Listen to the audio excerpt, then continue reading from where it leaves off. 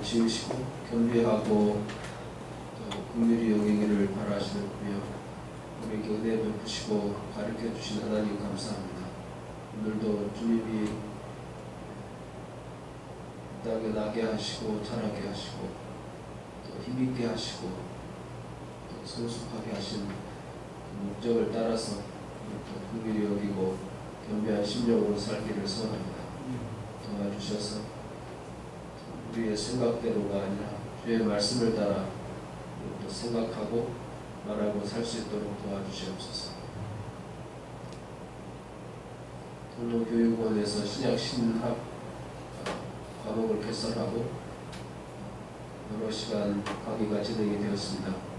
오늘 하루의 강의를 통해서 정리가 될 수 있도록 보탬이 되게 도우시옵소서.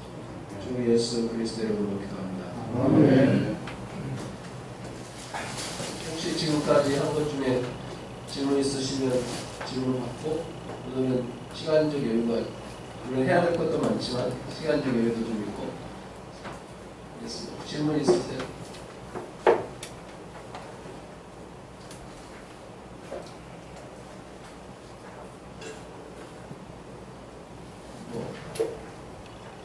그 19쪽에 이거 제가 본 거요. 19쪽 보겠습니다.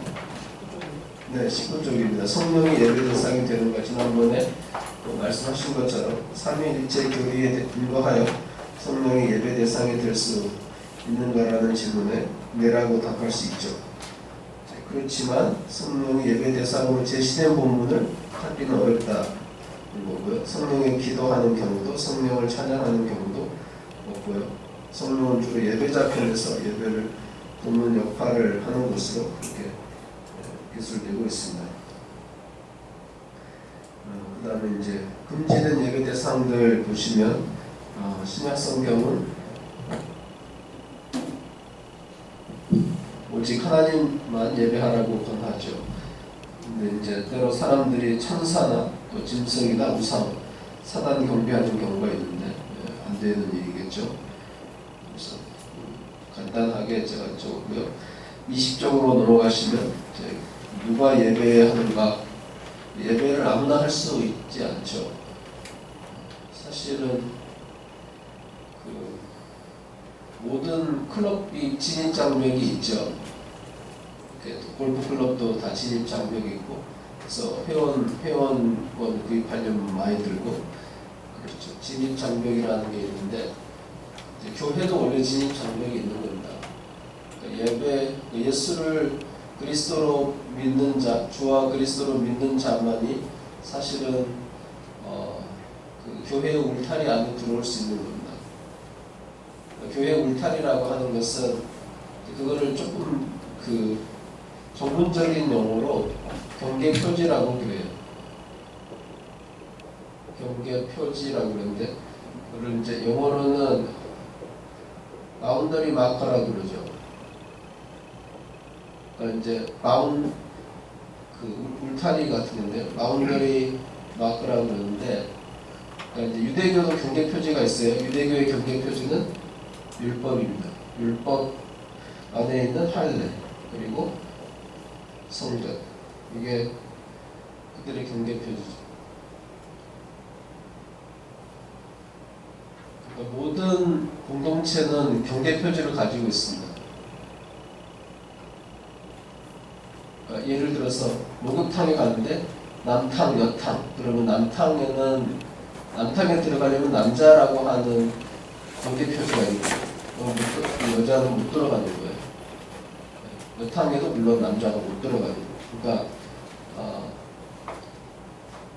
그 사회 안에 굉장히 다양한 바운더리 마크가 있습니다. 예를 들면 운전을 한다. 그러면 속도 있습니다. 요새 이제 스쿨존 해가지고 30km 거기 그 구간에서 이제 신호 위반하면 많이 어렵죠. 사고 나면 더 어렵고. 그러니까 모든 도로가 그냥 운전해 가는 게 아니고 다 구획이 있는 겁니다. 그래서 이 구획은 몇 킬로, 이 구획은 몇 킬로 다 정해져 있죠. 다 외우기 어려울 정도로 그렇게 이제 정의됐습니다. 그러니까는 지금 우리 사회는 굉장히 그 경계표지 풍수다 이렇게 생각할 수 있습니다. 거기다가 이제 모든 직업의 경계표지가 일종의 진입장벽인데, 경계표지는 일종의 이제 진입장벽이라고 할 수 있습니다. 뭐 이거를 울타리라고도 할 수도 있는데, 점점 이제 수명이 높아지니까 수명이 이제 점점 올라가죠. 평균 수명이. 그러면서 좀 더 일할 수 있게 되죠.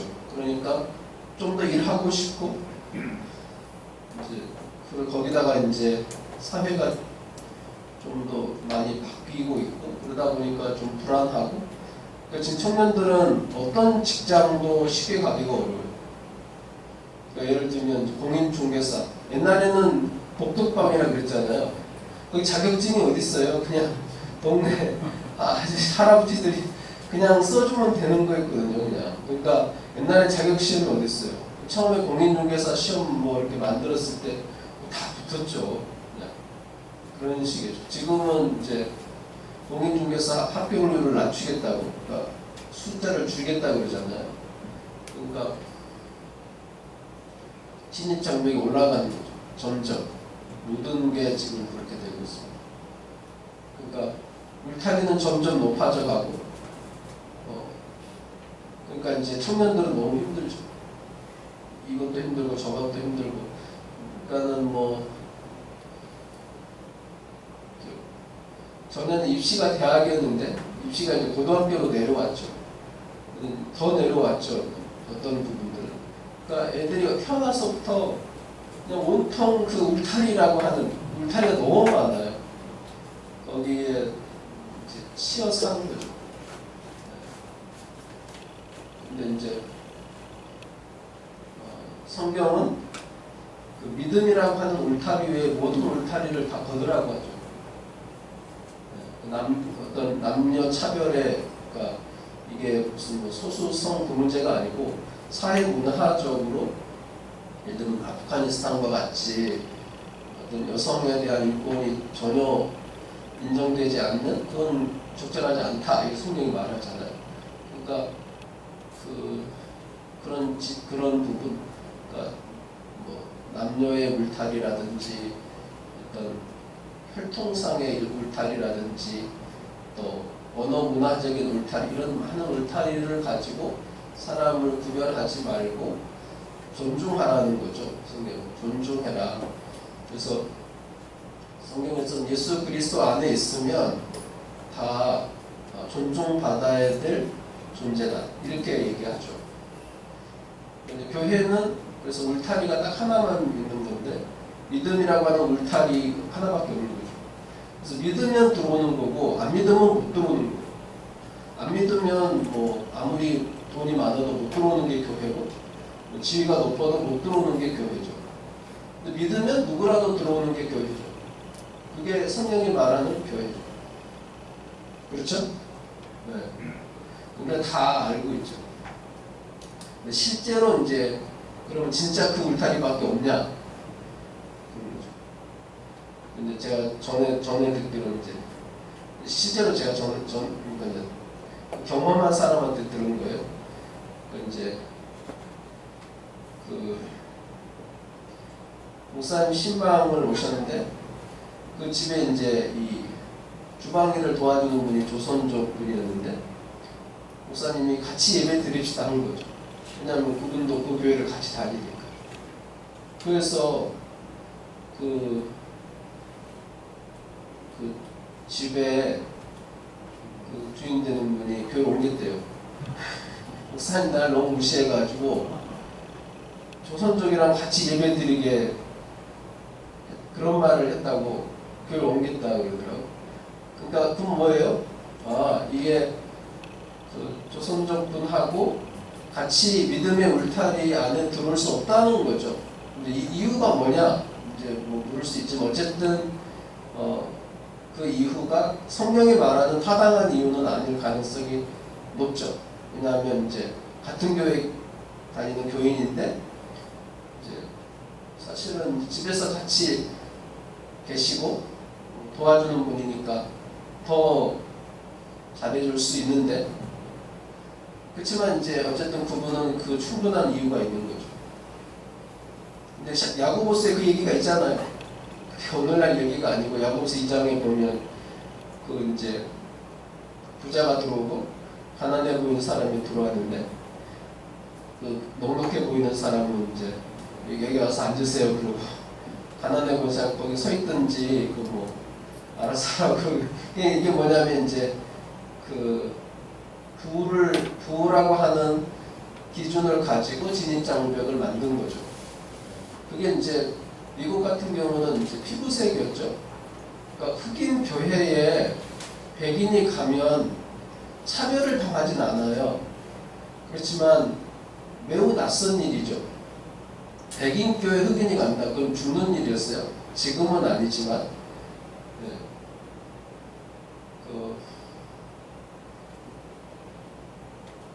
소설 이름 잘 생각이 안 나는데 앵무새 죽이기라고 번역된 소설이 있어요. 앵무새 죽이기라는 소설 혹시, 그러니까 이제 그 주인공이 그 변호사, 아버지가 변호사예요. 변호사 딸이에요. 변호사 딸인데 그 집에서 일해주는 분이 흑인이죠. 그래서 그분이 이제 흑인 교회를 다니죠. 그 안에 있는 다양한 이제 일에 대한 부분인데, 결국은 흑인이 무죄라는 게 분명함에도 불구하고 배심원단이 사형을 선고를 하죠. 결국. 그리고 근데 이제 도망가다 죽는데, 탈옥 같은 걸 하다 죽는데, 이제 그 앵무새 죽이기라고 하는 그 소설이 보이는 게 뭐냐면 이제 그 공황 당시 30년대 공황 당시에 미국 사회를 보여주는 거죠. 그런데 거기 보면 그 변호사의 이제 그 남매인데 오빠랑 딱 그 여동생이 이제 주인공이에요. 그래가지고 둘이 그 집에서 일해주는 분 흑인 아주머니랑 같이 교회를 가죠. 교회를 가는데 거기서 이제 예배 드릴 수 있죠. 흑인 교회에서 백인은 예배를 드릴 수 있는 거죠. 흑인은 백인 교회를 절대로 갈 수 없는 거죠. 자, 인상 깊게 본 것은 그 흑인이 누명을 썼어요. 사실은 그 도와줬는데 누명을 써가지고 감옥에 가 있으니까 식구들이 살 수가 없죠. 일을 못하니까. 그리고 이제 그렇게 누명을 썼음에도 불구하고 그 부인도 일을 고용을 안 하는 거죠. 백인 사회가 고용을 안 하고 먹고 살 수가 없는 거예요. 그래서 목사님이 헌금함을 놓고 그 식구가 일주일을 살려면 1달러가 필요하다. 근데 지금 헌금이 15센트밖에 없다. 1달러가 나오기 전까지는 아무도 못 나간다. 난 그 예배에 목사님이 예배가 끝났는데 우리 형제의 가정이 굶어 죽게 생겼는데, 그런데 우리가 헌금이 충분하지가 않다. 그러니 그게 다 나올 때까지는 교회당을 못 나간다라고 하는 그 말을 전 진짜 감명 깊게 읽었어요. 왜냐하면 이 사람은 진짜 가족이구나. 그러니까 그게 헌금을 그렇게 해도 됩니까? 라든지 목사가 그래도 됩니까? 그런 이슈를 다 관두고 그 말을 할 수 있고, 실제로 성도들이 정말 그래야 된다고 생각하고 그러는 걸 보면서 그런 이제 작가가 그 백인교회 얘기를 하는데, 백인교회에서 뭐 하냐면 자 멀리 인도에 있는 선교를 하기 위해서 돈을 보내는 거예요. 돈 보내는 얘기가 나와요. 그러니까 그게 뭐냐면, 그러니까 이제 주인공이 볼 때 그러죠. 아니 옆에 있는 다 똑같이 예수 믿는데 이 사람들은 도와줄 생각을 안 하고 저 멀리 보이지도 않는 그 나라 무슨 그걸 헌금을 한다고 저렇게 하는 게 맞나? 뭐 이런 질문을 이제 어린 아이가 하죠. 그래서 이제 그 소설을 읽으면서 제일 굉장히 감명 깊은 장면이 많은데 그 중에 제일 했던 부분이 흑인 교회의 어떤 그 공동체성, 뭔가 서로를 책임지고 같이 가는 그런 게 되게 부러웠어요. 근데 이제 어쨌든 피부색이 진입 장벽이 되는 거죠. 그러니까 교회라고 하는 것이 믿음이라고 하는 진입 장벽, 경계 표지만 있다고 성경은 말하고 우리도 그렇게 고백하지만 막상 뚜껑을 열어놓고 보면 그렇지 않을 때가 많다는 거죠. 결국은 그거를 이제 철폐해야 되는 건데 여기서는 이제 누가 예배자가 되느냐? 그거 있는 거죠. 예수 그리스도의 피의 대속으로 성도가 된 새 언약의 백성들이 예배자가 되는 거죠. 네. 근데 이제 그렇지 이제 못하다. 여기 보면 이제 그 복음의 일꾼 얘기도 했어요. 복음의 일꾼들은 자신들의 역할을 예물과 제사장적 관점에서 이해하기도 한다. 그러면서 이제 바울은 빌립보 교회 성도들의 제물과 봉사 위에 관제, 전제로 부어진 마음이 있다고 했죠. 이방인은 사도로 부음을 받았다고 얘기하면서 여기 보면 로마서 얘기를 인용을 했습니다. 그러니까 사실은 누가 복음의 일꾼이 될 수 있느냐?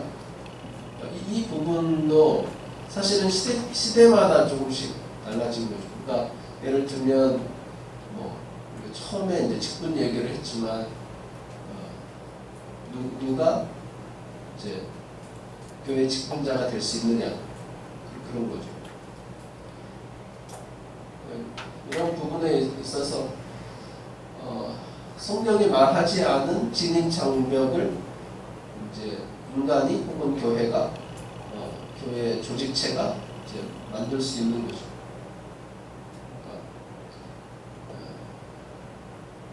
자연스럽게 생기는 진입 장벽이 있을 수도 있지만 제도화되면은 그런 게 이제 다 진입 장벽이 되는데, 그래서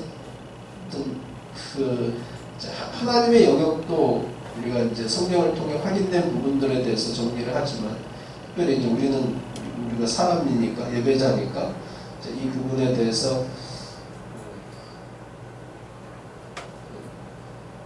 누구에게 세례를 줄 거냐?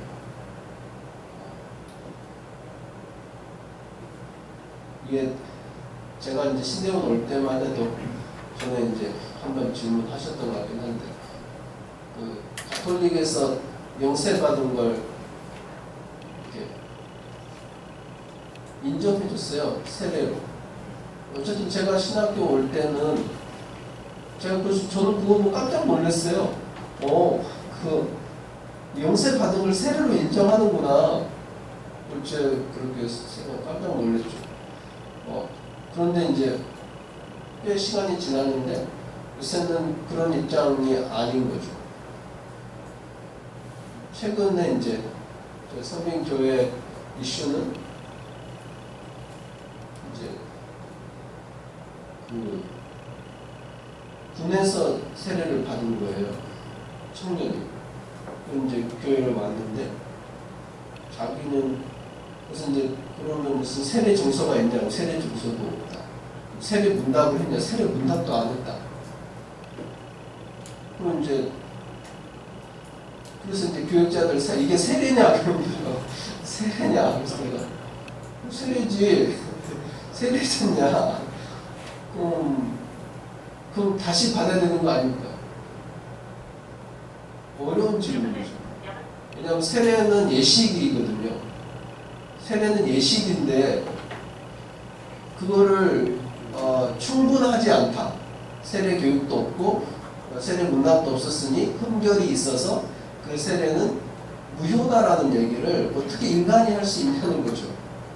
그렇잖아요. 그건 제 생각이에요. 그러니까 이제 어쨌든 우리가 그 역사 속에 제세라파라는 게 있었어요. 요새도 제세라파가 있어요. 침례교에서는 침례를 다시 받으라 그러잖아요. 일종의 제세례거든요. 그러니까 이게 지금 예식 부분인데 그 성례죠. 성례 부분인데 성례에 대해서 어떻게 이해할 거냐. 근데 이제 이건 저 개인적인 생각이에요. 어느 교단에서 세례를 그 이단이 아니라고 한다면 우리가 인정하는 교단에서 거기에 그 자격 있는 목사님에 의해서 베풀어진 세례를 인간인 어느 누구가 그 세례는 충분하지 않다고 얘기할 수 있냐는 거죠. 그렇다고 하면 그러면 이제 제가 세례를 베푼 그 세례에 대해서 그것이 정말 온전하다고 그걸 또 누가 얘기할 수 있겠어요? 예식이라고 하는 건 그렇거든요. 예식이라는 거는 기본적인 조건이 충족이 되면 그것으로 족하다라고 하는 게 예식인데 그런데 이게 이슈가 되는 거죠. 그래서 참 이게 실제로 구체적으로 들어가면 쉽지가 않은 거죠. 그런데 이제 저는 상호 존중하고 신뢰하고 그리고 이제 진실하려고 하는 그 마음을 가지고 접근을 하면 해결책이 있지 않겠는가 그런 생각이 들죠. 근데 이제 자꾸 울타리를 만들고 이렇게 구분을 짓고 그리고 뭔가 내 편의 어떤 유익을 더 생각하고 뭔가 성을 더 높이려고 하고 그러다 보면 이제 문제 해결이 잘 안 돼요. 지금 바로 그 부분 때문에 제가 많이 갈등하고 고민했던 부분인데 제가 그 신앙생활을 처음 시작한 게 저는 영화의 주기를 그때 말씀하셨죠. 그래서 그때 정식으로 거기서도 교육을 받고 세례 문답을 했고 또 1년에 한 번씩 저희는 그 장충체육관에서 대회를 하면서 장충강 공원의 그 수영장에서 물세례를 진짜 받았어요. 예. 그랬는데 제가 이제 기독교로 와서 그 부분에 대해서 이제 세례 부분에 대해서 이제 목사님한테 말씀을 드렸더니 목사님이 이제 총회도 알아보고 그랬더니 한 번 세례를 받은 사람은 안 받으면 된다. 입교식만 하면 된다라고 입교식만 했어요.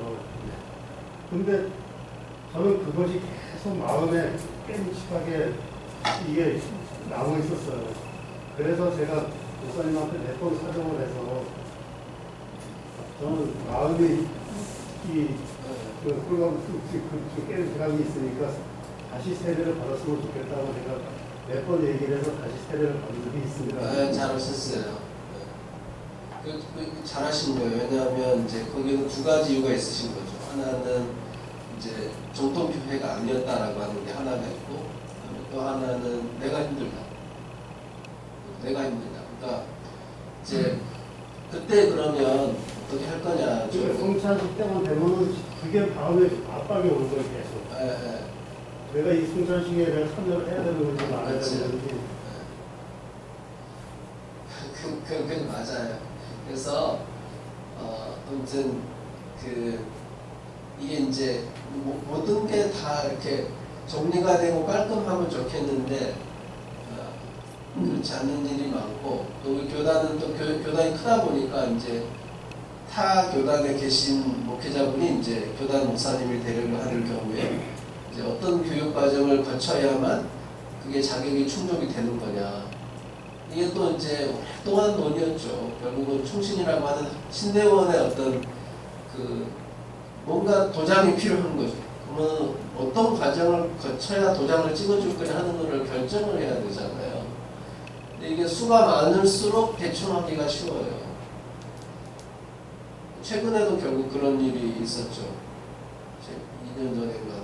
그러니까 이게 이제 단기 표목이라고 하는 과정인데 그러니까 참 쉽지 않은 거예요. 거기다가 칼빈하고 강신 대신 칼대광이라고 그러죠. 거기도 사실은 표목 매년 하거든요.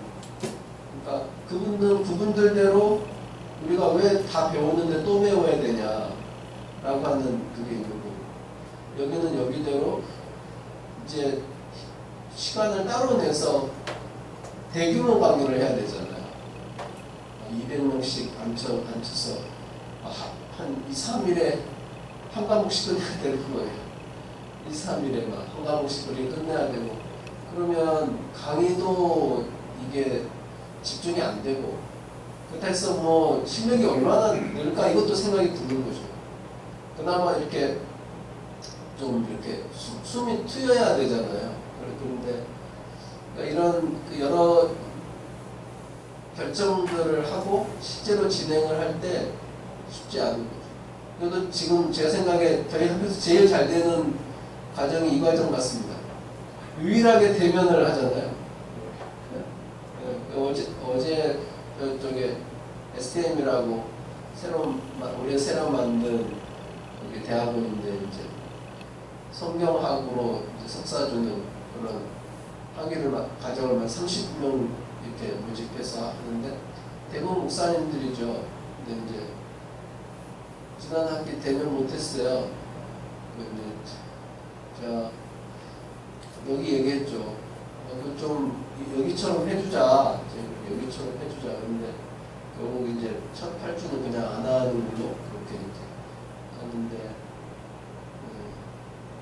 이게 주일날 하루 종일 사역하시고 월요일날 하루 종일 그 보고 있으면 얼마나 피곤하겠어요. 그래서 이렇게 만나서 얼굴도 보고 뭐 얘기도 하고 그러면서 회복도 하고 그러는 거거든요. 무슨 뭐 이렇게 뭘 배워도 금방 잊어버리잖아요. 저도 맨날 잊어버리고 그러니까는 배워야 되는 줄 알고 열심히 배웠어요. 공부해야 되는 줄 알고 열심히 했어요. 근데 이제 지금 보면 그게 결국 왜 배웠을까? 하나님이 어떤 분인가 알려고 배웠구나.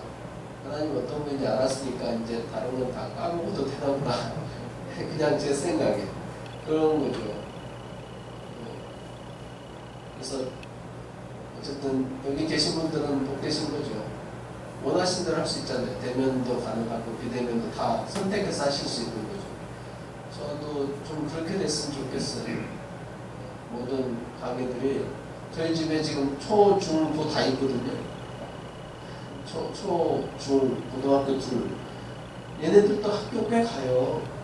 우리 중학교 다니는 애 학교는 교장 선생님이 내가 책임진다 그러고 다 학교 와요. 다 학교 사람 다 학교 다녀요. 그러니까 내 문제 생기면 내가 책임진다 그러고. 그래서 제가 그 교장 선생님 진짜 마음에 든다. 그랬어요. 네. 그러니까 애들 어쨌든 다 거리 다 지키고 그렇게 하잖아요. 저기 의사 선생님이 병리 전공인데 그러시더라고요. 애들은 안 맞아도 된다고 그러더라고요. 대신 안 맞아도 된다고 애들은. 그래서 제가 보면서 아무튼 참 초등고도 가는데 그래서 우리 대학원생들이 그러더라고요. 초등부 학생들 학교 가는 걸 보면서 너무 자괴감이 든대요. 나는 어른인데 왜 나는 학교를 못 갈까? 애들도 가는 학교를 왜 우리는 못 갈까? 그거죠. 그래서 거기도 목사님이에요. 거기는 석사가 되니까 다 무대 목사님이죠. 그래서 자기는 애들 학교 가는 게 너무 속상하다고. 애들은 다 가는 학교를 왜 나는 못 갈까 그러면서. 그래서 아무튼 얘기가 오만대로 갔는데요. 네, 그러니까 예.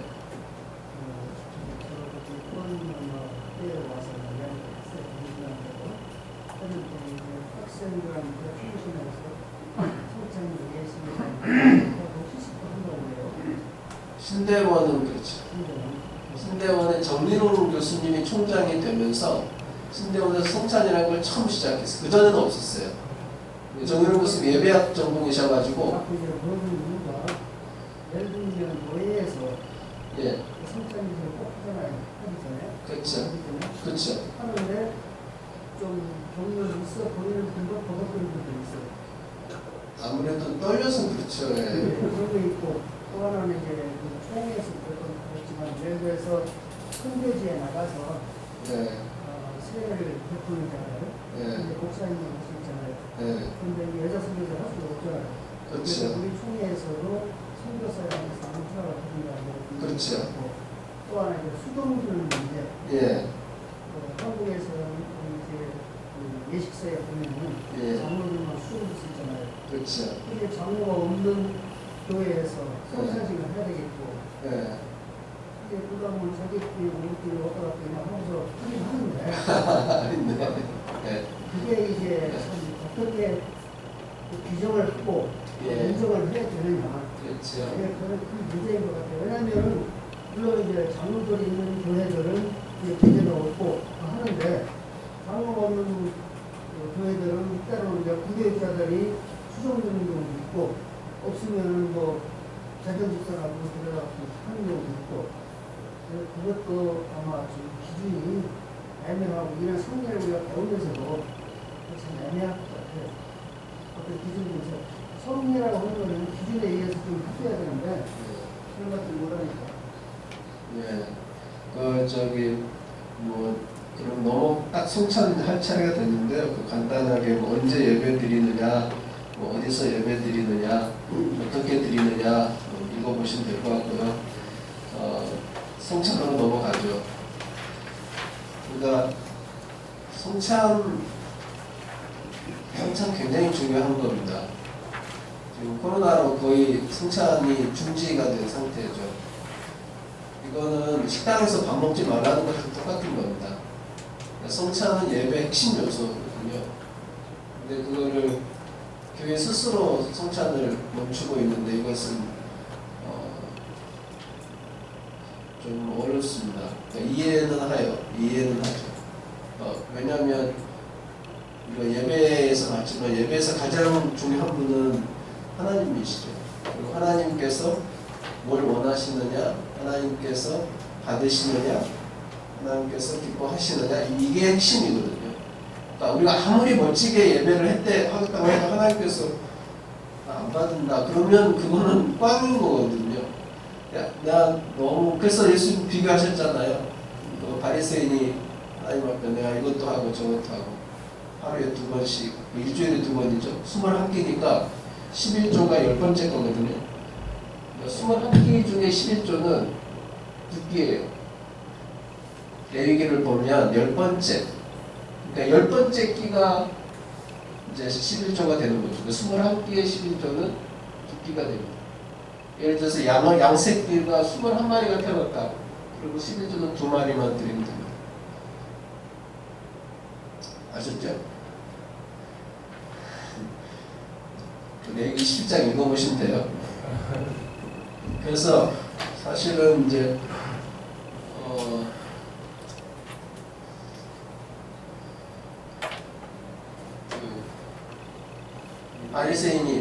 바리새인이 굉장히 잘한 거죠. 근데 이제 옆에 세리는 가슴만 치다가 갔잖아요. 잘한 것도 없고 나는 하나님 앞에 나올 수도 없고 근데 나오고 싶어서 나오긴 했으나 내가 어떻게 하나님께 도개를 쳐들겠습니까? 그러고서 갔잖아요. 근데 하나님 예수님 말씀이 저가도 의롭다함을 받고 갔다 이렇게 말씀하셨잖아요. 그러니까 결국은 우리의 기준으로 보면 바리새인 예배가 점수가 훨씬 높은데 하나님은 점수를 이쪽으로 더 많이 주신 거죠. 그러니까 그러면은 바리새인은 그렇게 고생 안 해도 됐는데 다 그렇게 그냥 금식하지 말고 잘 먹어도 됐고 어쩌면 다른 부분의 개선이 필요했을 수 있는 거죠. 그러니까 결국은 누구 시각으로 보느냐의 문제거든요. 예배를 누구 시각으로 보느냐. 성찬도 마찬가지죠. 주님이 기념하라고 말씀하셨고 이제 거기 제가 제일 앞에 그 누가복음 22장을 주례를 했는데 거기서 지금 제자들의 상태 근데 예수님의 해결책은 뭐냐면 예수님의 살을 먹고 피를 마시는 거죠. 그러니까 베드로처럼 결단을 한다고 해결되는 문제가 아니에요. 여기 잠깐 보겠습니다. 여기 간단히 24쪽 보시면 이제 이것도 2009년에 썼는데 부탁받아서 썼어요. 근데 이게 그 신대원의 그 사태 날 때 제일 이슈가 됐었죠.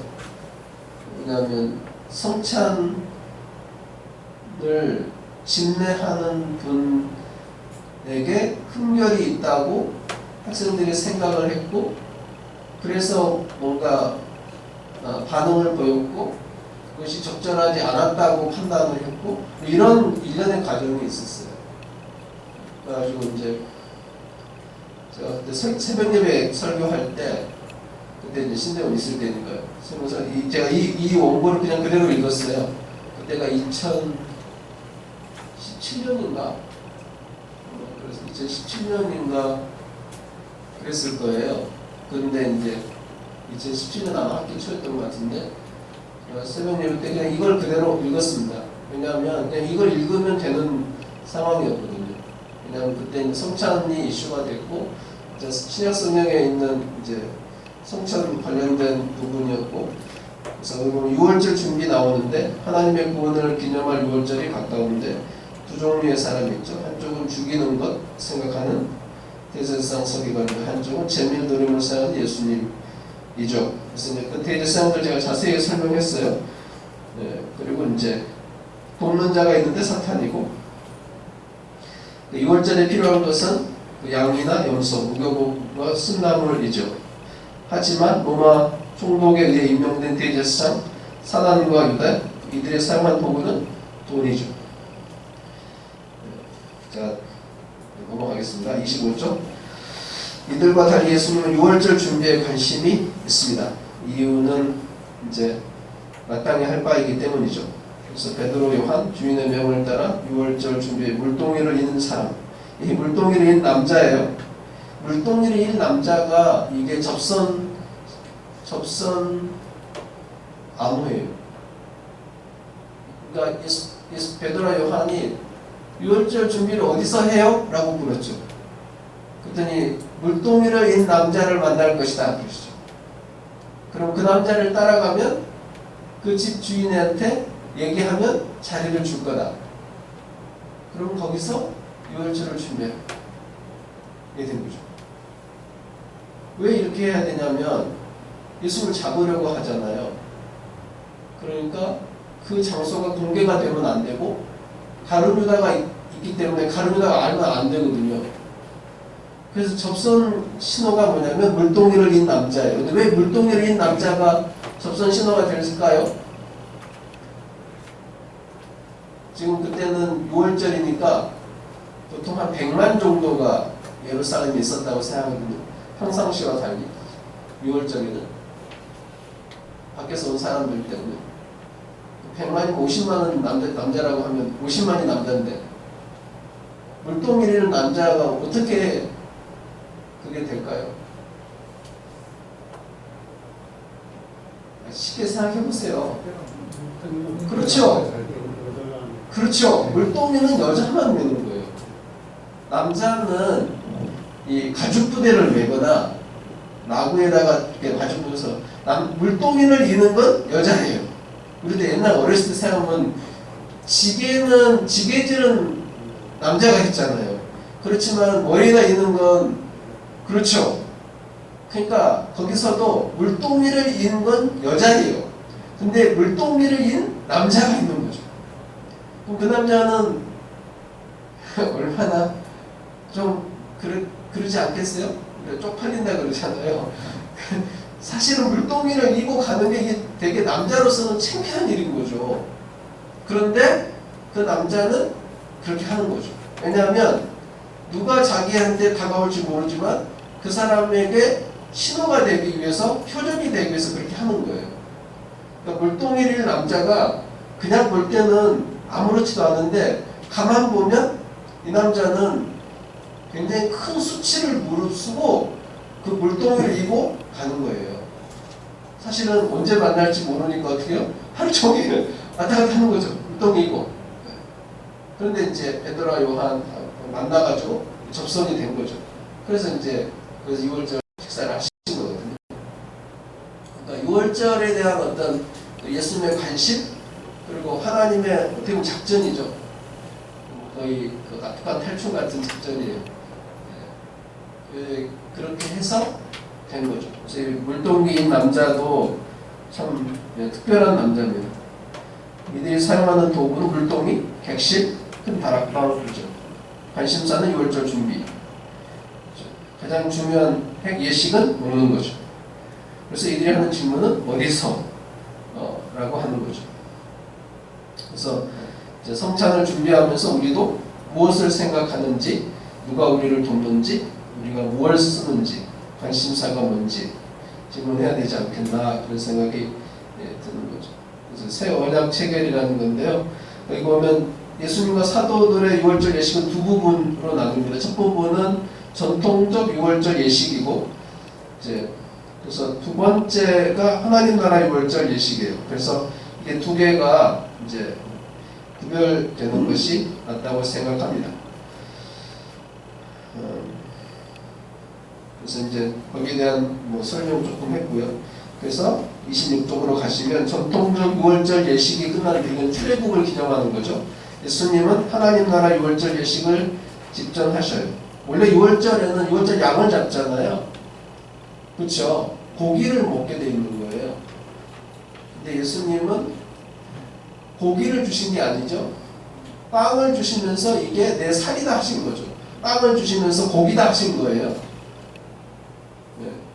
그리고 이제 포도주를 주시면서 피라고 하셨죠. 그래서 이제 떡을 새로 취하시고 사례하시고, 이거 이제 하나님께 감사하시고 쪼개시죠.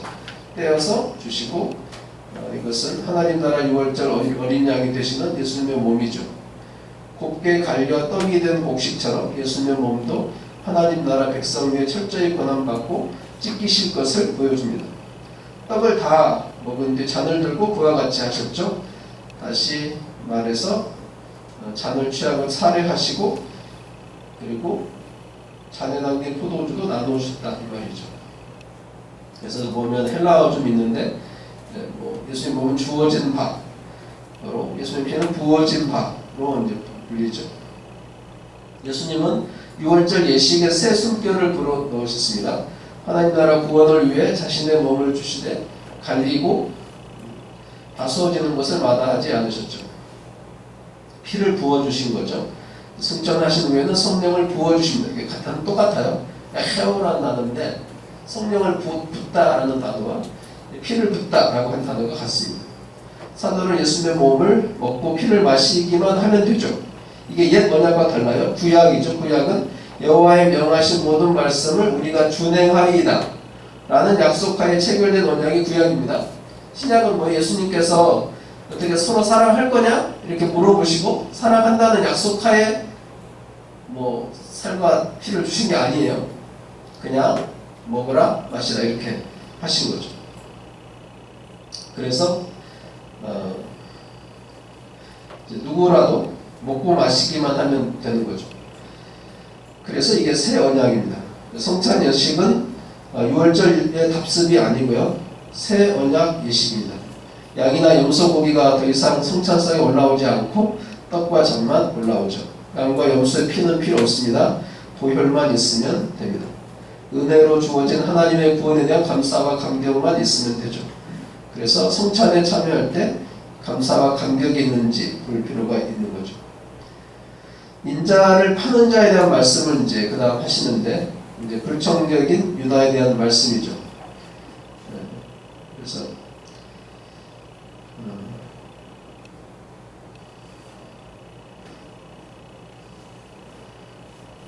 그 밑에 두 번째 줄 보겠습니다. 6월절 새 언약 체결된 오게티라고 할 수 있는 가룟 유다에 대해 예수님이 말씀하시죠.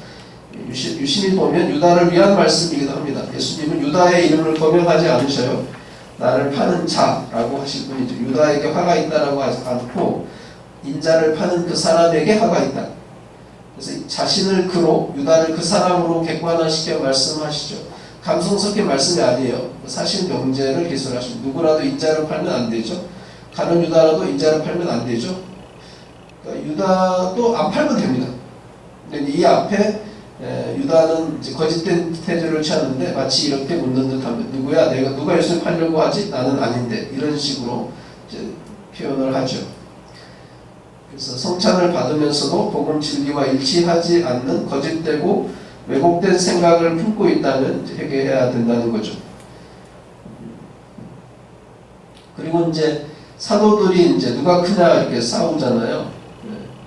그래가지고 그 예수님께서 이제 그 요약 28쪽으로 가시면 누가 크냐 했을 때 성찬을 통해 이분들은 주님의 상에서 먹고 마신 것, 즉 예수님께 속한 것만이 그들 사역의 원동력임을 깨달아야 한다. 물질과 학력으로 하나님 나라를 맡지 못함을 절감하고 주님의 것으로 자신들을 채우도록 힘써야 한다. 그러니까 주님이 도와주시지 않으면 할 수 없습니다. 이렇게 기도를 해야 되거든요. 사실은 주님, 저는 이것도 할 수 없고 이것도 할 수 없고 이것도 할 수 없고 아무것도 할 수 없습니다. 주님이 도와주시면 제가 이것도 하겠고 저것도 하겠고 이렇게 가야 사실은 이제 맞죠. 그래서 누가 크냐라고 하는 문제는 그것은 할 수 있기 때문에 하는 문제죠. 내가 할 수 있다, 내가 크다, 그래서 비교하는 거죠. 그게 아니고 내가 할 수 없으면 비교할 거리가 없잖아요. 가진 게 없으니까 빈 털털인데 뭘 비교를 하겠어요. 그러니까 주님이 다 주시고 주님이 하시는 거니까. 그러면서 시몬 이제 베드로에 대해서 주신 말씀이 있죠. 그게 이제 시몬아 그러면서 사단이 너를 밀가부르도 하려고 한다. 내가 너를 위해서 믿음이 떨어지지 않게 늘 기도했다. 그러니 돌이킨 다음에 내 형제들을 굳게 하라 이렇게 말씀했죠. 근데 베드로가 할 수 있어요. 이게 할 수 있어요. 예수님 안 된다 그러시죠. 오늘 다 물기 전에 그 말은 뭐죠? 지금 새벽에 다 됐어요. 그러면 이제 새벽이 이제 끝나는 때 닭이 울잖아요. 그 말은 몇 시간 지나지 않아 그 말이죠. 몇 시간 지나지 않아 네가 날 세 번 이제 부인할 거다 이렇게 말씀하셨죠. 그리고 이제 성경을 이루기 위해서 이제 칼을 준비하라고 말씀하시죠.